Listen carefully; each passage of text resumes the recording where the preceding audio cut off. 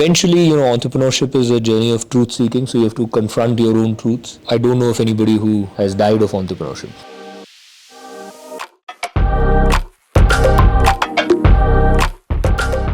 So I think just to start, you went to IIT Kanpur, then went to IIM Ahmedabad, then went to BCG. So pretty much like a golden career ahead of you. Then why did you leave all of that and started something?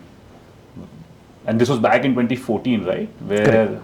I'm sure it wasn't as sexy to start as it is now. There was no Shark Tank. The first time I really started thinking about entrepreneurship seriously was the second year of business school, which was back in 2010. And my co-founder now, Varun, he and I actually did end up spending a lot of time in second year of business school. I was in second year of business school. He was working in the US. He's a batchmate from IIT. We ended up spending a lot of time thinking about what we could do together. And it was a very, very interesting idea in EdTech that we came fairly close to executing on, but eventually, just did not. So I think that was my first flirtation with entrepreneurship. Before that, it was just, books and interacting with folks, the few entrepreneurs that were there in the ecosystem at the time. I remember when I was in final year at IIT, Naveen Tiwari of InMobi, back then it was called MCoach, he had come down to campus and given a talk that had a fairly left an impression with me. But I think what that sort of brainstorming experience in second year did was that over the course of my stay at BCG, which was about 2.5 to 3 years, 2011 to 2014, so actually 3 years precisely, that habit of brainstorming and discussing ideas with Varun, it just continued. And somewhere I think the flame of entrepreneurship never really extinguished. It just, it was there. It was in sort of slow burn, but it was somewhere there. And eventually, I think sometime around 2013, when I was about 2 years into BCG, I decided that I have to really make a decision whether I want to do this or not. And up until that point in time, I was telling myself that the reason I'm not able to take the plunge into entrepreneurship is because I don't have a very good idea. And the day I get a good idea is the day I'll sort of quit and start pursuing that idea. And it's sort of one of the many ways of procrastinating a decision, especially when it comes to starting up, that we tell ourselves, right? And procrastination is a form of lying to yourself. So it's actually one of the ways in which we all tell a lie to ourselves. And some people say it's not the right time, I don't have the right co-founder, I don't have enough money. And in my case, that lie was basically that I don't have the right idea. I'd said that to myself for a while, and eventually, entrepreneurship is a journey of truth seeking, so you have to confront your own truths. And I had to confront the truth that it wasn't about the idea, it was really about fear, and I was fearful of the fact that the journey would be so ambiguous, it would entail things that were unknown, and I had to face that fear and I had to overcome that fear, because you don't have an idea. Yes, you don't have an idea because you're working 14 hours a day for someone else and you have the comfort of a paycheck hitting the bank account every month. And the day you start working, or the day you start thinking about ideas 14 hours a day, and there's no paycheck hitting the bank account, then you'll get an idea in 2 months, right? So I had to confront that situation, and I had to come to terms with the fact that maybe I'll have to leave this job without clarity of what I'm going to do, without clarity of an idea. And I think that getting to that point and making that decision was very, very liberating, because finally, this whole pressure of I need to get an idea just, went away, and I said it's okay. I'm just going to, quit, and then I'll figure life out. Right? I'll figure out what I need to do. What gave you the confidence? You talked about that fear, you talked about, confronting yourself, but ultimately what gave you that, I would say, you didn't have an idea.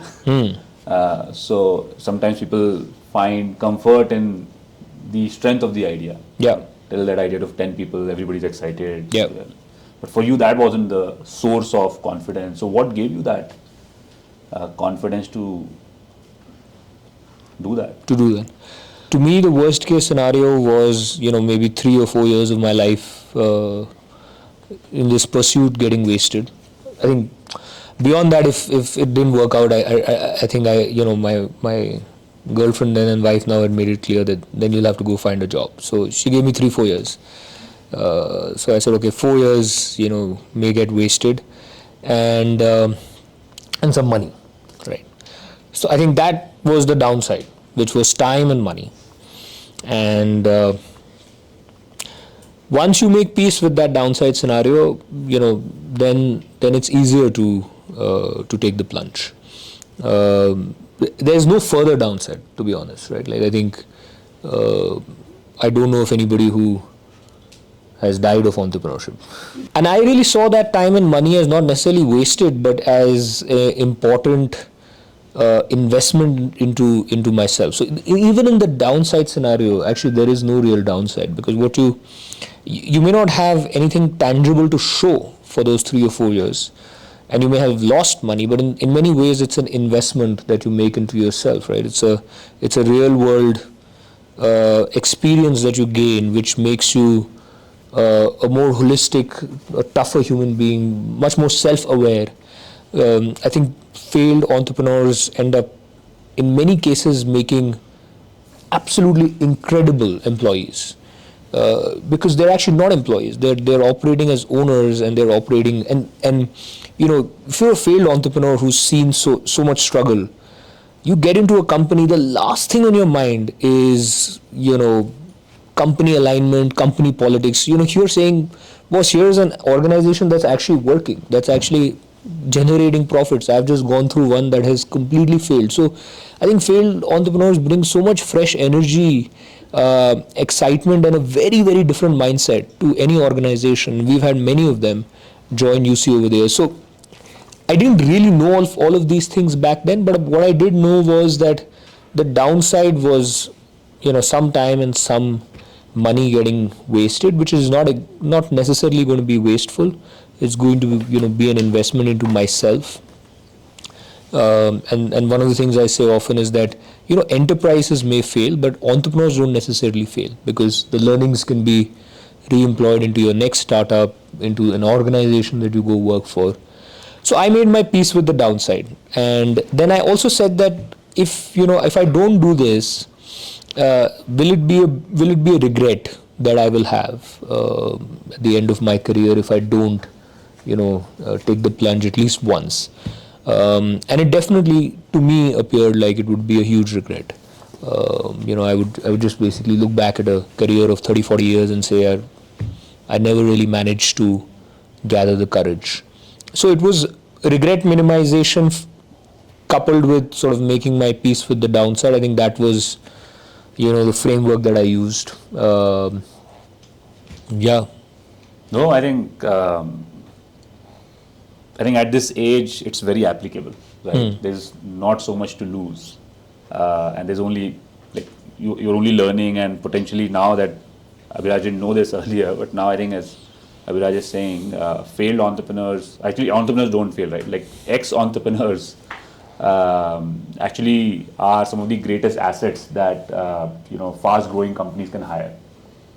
Because they bring that energy, and they actually don't worry about red tape. For them, if you get resources which they didn't have earlier, and enough team that they didn't have to hire, they can just grow the rocket ship. Yeah. Oh, amazing. And I think everybody knows what UrbanCompany is, right? But talk to us about your first idea. So when you left your job, Varun moved from US to India, burden that an entrepreneur takes on themselves of arriving at the greatest idea in the world in their first iteration is very high. Yeah. and sometimes that leads to inaction or lack of commitment. So I think it will be helpful to hear that idea. Yeah, we had actually discussed many ideas, and almost all forms of the ideas that we had discussed was sort of something being sold online. And this was 2011, 2012. So India was going through its first wave of e-commerce, and everything was happening online. There were websites coming up. Basically, any product along with a card behind it became a website. So somewhere I think our initial view was that let us not get into the online e-commerce space because it's extremely crowded, and there's pretty much no way for us to differentiate, and it also doesn't tie in with our skills. So let us try and figure out something in technology, but that is a little bit less,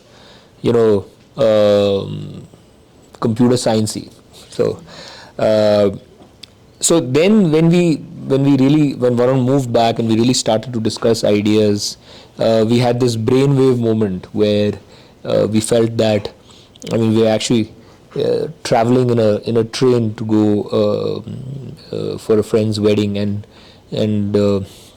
Varun actually had this brainwave moment that he felt that how cool would it be if we could install a device in this train or in buses and planes which could create a local content loop and could stream content directly onto the smart devices of customers.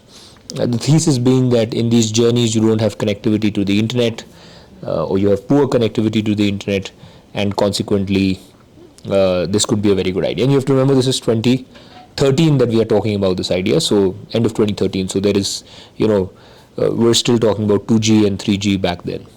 It's supposed to be a light bulb moment when it comes to you because of a personal pain point. So this was happening to us live, right? A personal pain point, light bulb moment, seemed like a great innovation.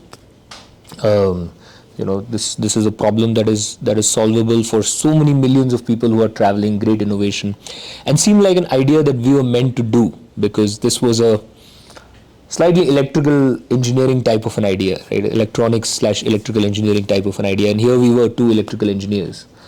So we did not research this idea at all. We just, all these things coming together, we said, great, we are going to go ahead and do this idea. Let's not waste any further time trying to do any market research or market sizing, because that those are things that consultants do, and now we are entrepreneurs. So we need to just pursue this idea with bias for action, and quickly build a product and launch the product and then see what happens, right? So that's what we started doing. We started to build a product. We said no market study, no customer conversation, let's build a product and let's launch it. But very quickly we realized that there were some very, very fundamental issues with what we had started out to do.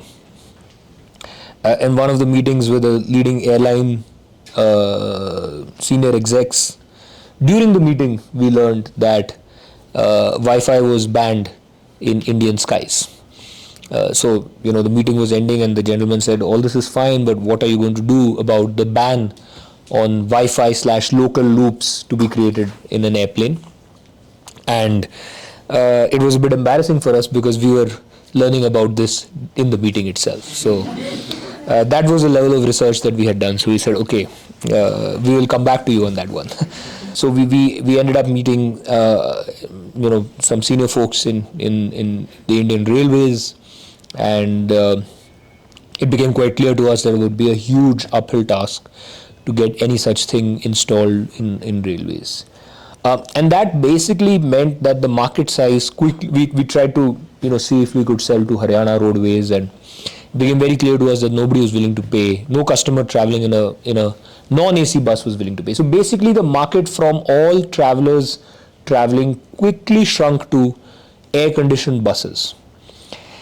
And suddenly it was not a very large TAM. It ended up, looking, and when we sized that TAM, it ended up being a very, very small TAM. And TAM is total addressable market. And, small markets, unfortunately, are not very exciting to build in. a very a phrase that I often remind myself about is one that Stephen Schwarzman, the founder of Blackstone, said. He said that the arena that you play in is as important as the act itself, which means, whether it's the owner of a restaurant or the next Google founder, both are going to work equally hard. But if your market size or the category that you've picked in, it cannot build a large business. You're still going to work really hard, but the outcome is going to be capped. So that was one of the fundamental challenges with this idea. The second challenge was that it wasn't solving a deep pain point for anybody. So if you really talk to bus operators, right, who were buying this solution, this was not one of the top 10 or top 5 pain points in their life. So we learned the second important lesson, which was that this startup meant a lot to us as founders, but it did not mean a lot to anybody else. But thankfully, we were able to see all of these things within a reasonably time-bound fashion. We did not end up wasting a lot of time and a lot of money. We did waste some time and some money, which was good, because it was enough to pain us and make things real for us that we can fail, and there is no guarantee of success in entrepreneurship, but not enough to suck the steam out of us. So it was just about enough time and enough money that we wasted to, it was like 2 slaps on our face basically, to say, look guys, get serious, do not assume that success is a given, come down from you are flying high with all these degrees, and you spoke about all the degrees and the brands, and they don't really matter. The consumer doesn't care. The consumer is not going to buy your product because you have a fancy degree or a fancy brand. The consumer is going to buy your product if you're solving a problem in their life. As simple as that. So we got those 2 slaps, and we woke up the next day and we were ready to build something real. Yeah, I think that's super valuable as a lesson, right? That finding a problem which matters to a lot of people in a very meaningful way, I think is a good start. And then how do you solve it is a journey. Correct. I think we're still figuring it out at UC every time we Yeah. launch a new category. The process was of zeroing in on the idea of UrbanCompany, back then Urban Clap. This time, because we were sort of once bitten, twice shy, we wanted to be very, very sure of 2 things. One was that we are pursuing a large enough TAM, total addressable market, and 2, we believe that the space can be disrupted through technology and not just a tech services type of a play, but a real technology play, where technology can be an important moat in the business in the medium term. So those were sort of 2 high-level criterias that we kept. And we identified a few spaces that we felt were fitting those criteria. And one of those 3-4 spaces that we identified back then was home and local services. We then spent a lot of time in those 4 spaces, and we naturally found ourselves gravitating towards and spending more and more time on the home and local services space. One was because it was very relatable as a lay consumer to the problem statement. But 2, the time we spent with service professionals gave us the confidence that the problem was not just acute on the consumer side, it was actually fairly acute on the service professional side. So we entered with the assumption that professionals are not able to offer reliable and high quality services because of an intent issue, that India has just not got inherent professionalism, etc. It's typical of us to dismiss India's blue collar labor classes, saying they just are not sort of professional enough. But when we spent time with them, we realized that it wasn't due to lack of intent, it was actually due to lack of opportunity, that they were not able to become their best versions. And they actually did have the intent. And that gave us a lot of confidence that something can be done here. Like, this space can be reimagined using technology, using smart processes, and a better answer can emerge for both customers and service professionals. So even though we had like zeroed in on these 3-4 spaces, I don't think we as a team ever had to sort of sit down and say, okay, we are choosing the space of home services, because we just, once we started to say, okay, let us explore these 4 spaces, we just naturally ended up spending more and more and more time, and eventually all our time, on the home and local services space and talking more about it. And then that talking resulted in building a very basic MVP version, and then eventually building like we just ended up going in that direction. I just had one question. So Ankit there comes from UrbanCompany itself. So how do you figure out the first initial team? For that matter, how did you find out like Ankit was the right guy, or probably the initial set of folks that you actually had? Let's not ask. Let's limit to one question.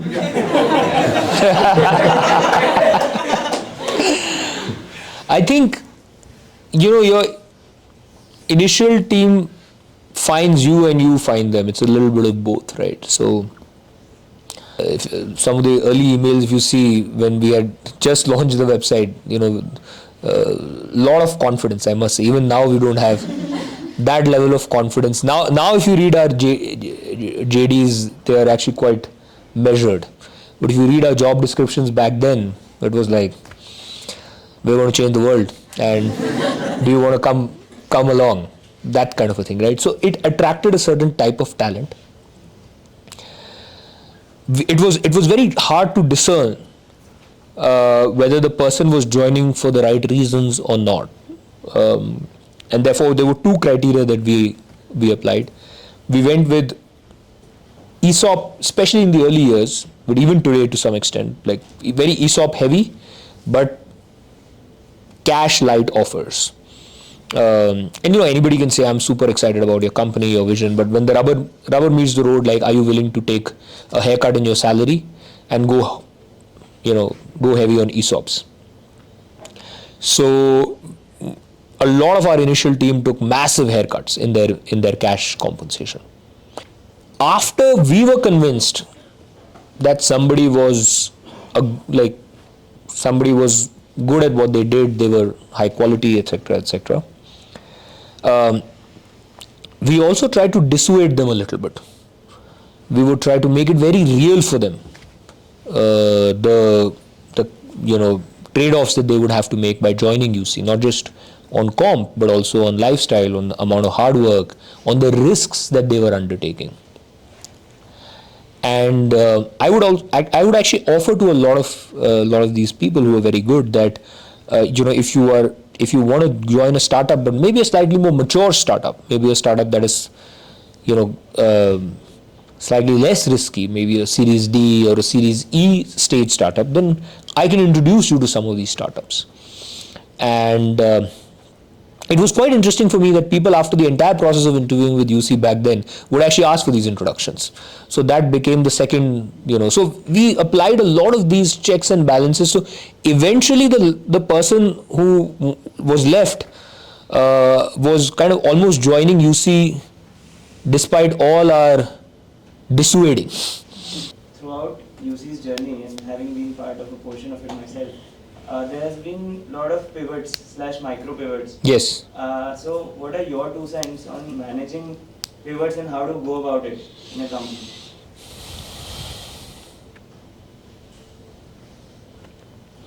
I think you're right. We have had a lot of major and minor pivots along the way. In fact, as we speak, we are going through sort of one pivot right now, and we've gone through one every 2 to 3 years. I almost think it is existential for a good business to keep pivoting its offering, its model, and in fact, if things don't change too much in 2-3 years, then I almost start to feel like, am I getting something wrong? Or I start to get a sense of slight discomfort that we are doing the same thing we were doing 3 years back. maybe disruption is around the corner. Like we are the ones going to get disrupted. We're just not seeing it. So better to disrupt yourself first before the other person comes and disrupts you. And as an organization, you actually develop the muscle to go through this. So for example, our supply model is going through its 4th major pivot / change right now this year. And it's gone through 3 earlier.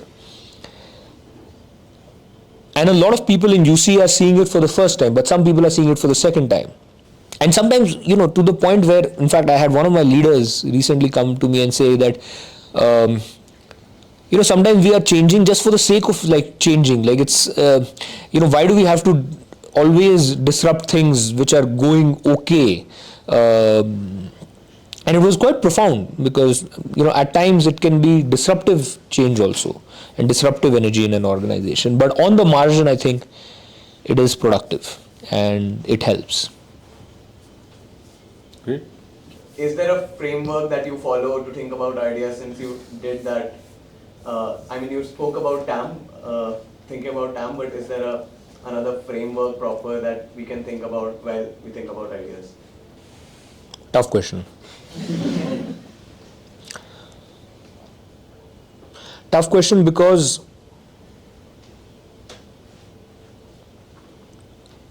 any framework that I give here can be a crutch,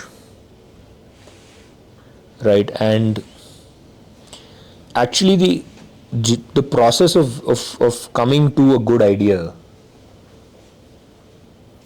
it's quite random, but more importantly, it's quite testing for the entrepreneur to go through, a fairly meandering journey. Maybe sometimes you change your co-founder, sometimes you change the idea itself. You go through these days when, nothing seems to be coming and you're almost thinking like, what am I doing? Morning to evening, I'm just sitting on this sofa, like thinking ideas, like nothing's really making progress, or you're trying like three, 4 things in the market and it's not working out.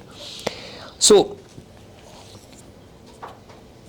I think what we're trying to do is we're trying to sort of, with the framework, maybe try and short circuit that process and try to arrive at an answer quickly, and that will be our natural tendency. I would say the first part of the framework is to just acknowledge and live with that ambiguity and go through that process and be willing to go through that process and recognize that there's no timeline to it, right? That's also discomforting. You could you could zero in 2 months, you could zero in 6 months, you could zero in 1 year. I know somebody who zeroed in on a great idea after 2 years and 3 failed ideas and 2 sets of co-founders. So there's really no timeline to it. And if you almost force a timeline, you will end up sometime making a suboptimal decision. That said, if at all there are a few things to keep in mind, I would say you need to, TAM / latent TAM needs to be large enough. So it need not be, an existing large addressable market, but at least there should be some latent demand for it, especially in the consumer world. B2B, it's often easier to size the TAM. 2, you need to have a very, very clear insight about that space as to what you can do differently, what is a good initial wedge, how can you disrupt or how can you satisfy a consumer / business's need better. That sharp, clear insight has to be there. 3, it's important to relate to the space at some level so that you can see yourself working there for at least 8-10 years. So that space needs to mean something to you beyond the numbers and beyond the business and beyond the fact that it can create a large company, right? So you need to relate to the impact that you are going to end up creating. You need to relate to the space, relate to the problem at a slightly deeper level, because that will be a source of passion and fuel for you, a source that will always be much bigger than money itself, right, or success itself, because success and money can come to you sooner, some of us later, but eventually it may come. What keeps you going beyond that? That will be the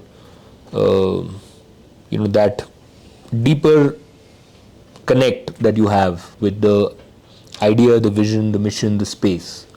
So yeah. Great. Let's go to rapid fire. Nothing controversial. I'm okay with controversial also. So, I think we'll start with some very small ones and then we'll try to go to more deeper one. Sure. So, what's the favorite food dish? Crab masala.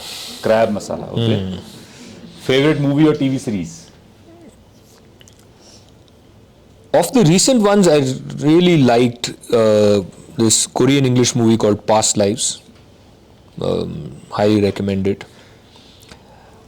TV series, recently saw Freelancer, which is directed by a schoolmate of mine, Bhav Dhulia. It's very good and I highly recommend it. I was hoping you would say Rocky Rani Ki Kahani. That was also good actually. That was also good. Very, very, very well made. Yeah, quite inspiring. Most memorable trip you've taken so far? Most memorable trip would have to be, one to Spain that Varun and I had taken in 2012, because it was the time when we discussed a lot about like entrepreneurship and it became quite real for us. And then very recently, me, my wife and my daughter, we took our first proper international trip to Paris and south of Spain again, and that was also quite nice. So this was, the first trip was right around Zindagi Na Milegi Dobara. Yeah, somewhere around there. And No, I remember watching that movie thrice before I left my job at BCG. All 3 times in a movie hall. So, different cities. What do you love to do when you're not doing work? there are few interests outside of work that I have. I think spending time with my daughter and my wife, I think, is right up there. So try and spend as much time as I can. It's never enough, and I always feel guilty of not spending enough time. But I try and spend as much time as I can. Try to get a workout in. Most days, not all days. Don't have that level of discipline to get it done all days, but most days. Try to get sleep. I think very important. Very, very, very important to sleep 7 to 8 hours a day, and I'm not even joking right now. Like I would put it as one of the top priorities of my life actually, to sleep as much as I can. Try and get as much sleep as I can. And there's actually not too much time for anything else beyond this. Like between this and UCA, I think And it seems it's a very full life. in In a good way. In a good way, yeah. No. So I think one of the questions people had asked me is, how do we get sleep? There is so much work, and I told them there's a time to work, and then there's a time to figure out the right priorities in life. Correct. I think for us right now it's time to double down and sleep when you can. Maybe I'll just take chime in there for 2 minutes, right? There were only 2 instances, and very quickly I'll talk about it. There were only 2 instances in my life where I had to give up on sleep for some time, and I regret both those phases. So the first was when I was in IIM Ahmedabad in the first trimester, and there was this notion that you can't sleep, or you can sleep 3 hours, and somebody from second year had made this daily calendar, which is the most crazy daily calendar, ended at 4 a.m. in the morning and then restarted at 7:30 or something like that. And the naive me, I tried to do that also for one trimester, And I remember 3 weeks before the first trimester exams and the summer placements, I said, I used some choicy words to myself and I said, I'm going to sleep 8 hours, like this is not going to work for me. So, and I told my study group, I said, listen guys, like unfortunately you guys are meeting after dinner at 10, like it's way past my bedtime. I'm not able to operate, so you tell me what I need to get done and I'll wake up in the morning and maybe make the presentation. But I am going to go to sleep at 9:30, 10. And I don't regret doing that. And then, people started to know me as the guy who ended up going to sleep. And the second was in the first year of building UC, when I had to give up on sleep for about a year. And I think it made me like a terrible zombie kind of a person, very difficult to work with, always disgruntled, and eventually I was like, okay, this is not working either, so I need to start getting sleep. And I think, some of us are naturally like wired towards sleeping less. I'm not one of them. I need at least 7 hours of sleep. You'll be amazed if I sleep for 5 hours in a day, the next day I feel like I have fever. I can't operate and I'm just not myself, and then somebody from my team will basically come and say, I think you just need to go home and sleep. So, yeah. No, I think I'm also one of those people. So, like last week our team went out, Yeah. and then there was a video of me sleeping there. Yeah. While everybody was enjoying, I was sitting on a beanbag, quite comfortable. And I just slept. It was past my third cutoff. Third cutoff. Yeah. So, if you weren't a startup founder, what would you be doing? Would definitely, one of two things I think would have been good career choices. One would be to work for a startup, with a more realistic sort of career choice. Slightly more esoteric and aspirational career choice would have been to join the army. Okay. And any particular branch of the army, or army like the armed forces, or Infantry. I mean, like Air Force, or because Indian Army, like Indian Army. Infantry. LOC Kargil. घुस ही रहे तो might as well go for. But we have quite a few ex-army, ex-infantry people in UC. We now have three. We have a bunch of ex-JCOs and we have 3 officers, and they're cut from a different cloth. Yeah. We also have somebody here, Captain Prateek. Which regiment, Captain? I did my command attachment with 20 JAT, sir. Okay. Yes. Otherwise, I'm a JAG officer. You're a JAG officer. Aman Malik.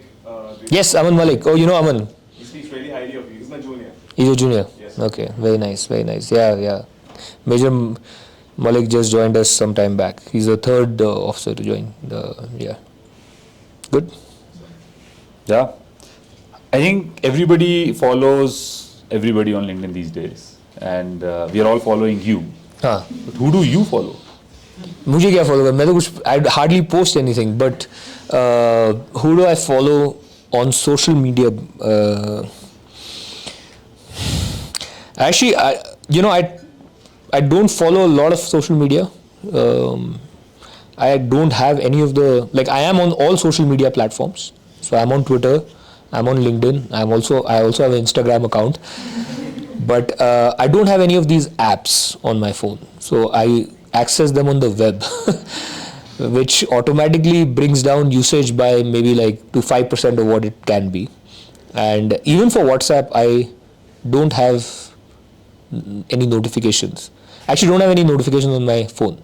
So all notifications are off, which is good because then I check it out when I have to rather than be a slave to it. But who do I follow on social media?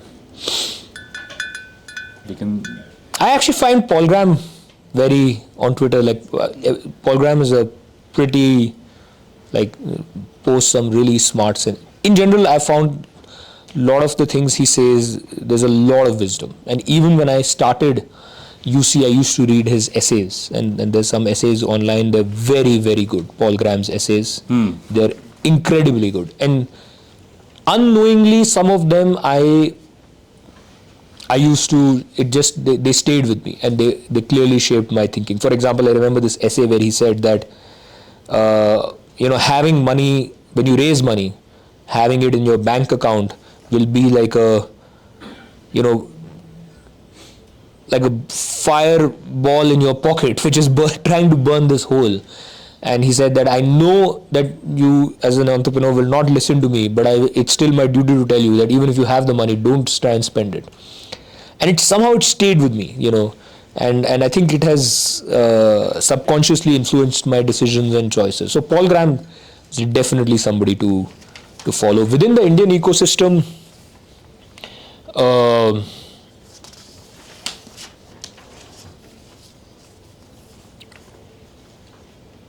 Kunal Shah actually has a lot of wisdom in what he says. I think he's someone who actually really gets the Indian consumers' psychological mindset, and Yeah. he says I follow him as well. Great. One must-read book, according to you. I can give you like 2, 3. Hard to pick one between them, but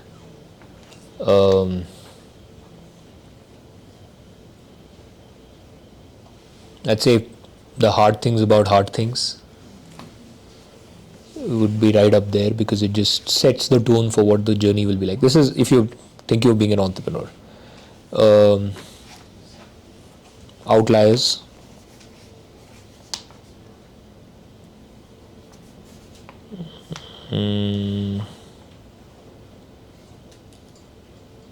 What It Takes, I think, is a great book as well. The Stephen Schwarzman's autobiography, What It Takes, that's also a good one. Yeah, no, I think these three are great. Yeah. Autobiography of a yogi. Yeah, of a yogi. Of a yogi. Yeah. I thought Aditya Nath Yogi. No. I would put these 4, I think. Yeah. Got it. Last 2 questions. What is that one most important attribute you look for when you're hiring at UrbanCompany, and how do you check for that?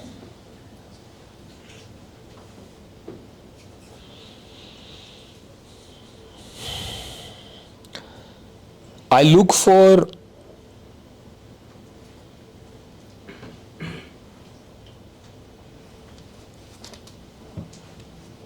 excellence, and check for excellence through reference checks. It is very hard to gauge excellence in an interview. So, interview for me is mostly, especially by the time the candidate comes to me, I think is mostly culture fitment. But I assume even if the prior interviewers are saying that this candidate demonstrates excellence, that it still needs to be validated and properly ascertained through extreme referencing. So yes, and especially when I have to hire people who are either directly reporting to me or maybe part of the extended leadership team, I would try and really do very thorough reference checks, because in my view, basically the assumption that I make is that past track record is the best indicator of future track record, and I don't like to sort of take bets on people. I mean, that's not. I know a lot of founders want to do that, but it hasn't worked very well for me. So I don't want to take a punt on somebody that the first time in their life that they're going to be successful or they're going to pursue excellences when they join UC. I want demonstrable evidence of excellence in the past, in any sphere, and that is only possible through reference checks. Yeah, it's basically a very strong signal that this person will excel, will sort of put their best foot forward, Correct. will do whatever it takes to be successful. Correct. And it could come from any area in their life before. Absolutely. Great. Yeah. Last thing, any parting advice or words for the group here? How should you think about the next 1 year?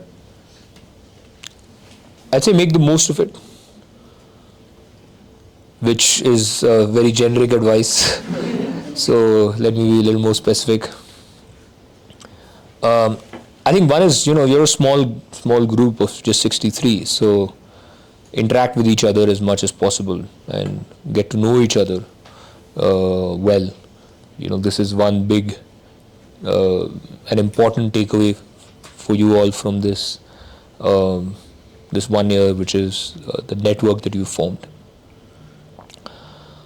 Two, try and make the most of every and any opportunity that you get through the Mesa platform. It could be interactions with people, it could be courses, it could be internship or assignment opportunities. Just really try and maximize everything that comes your way. In the process, try and discover a little bit more about yourself. And you don't put the pressure on yourself to have all the answers by the end of the year. Life, if only life was that easy, right? Many answers will unfold in the years to come. But as long as you are inquisitive, curious, willing to learn, you'll discover a lot about yourself. Guys, give it up. Thank you.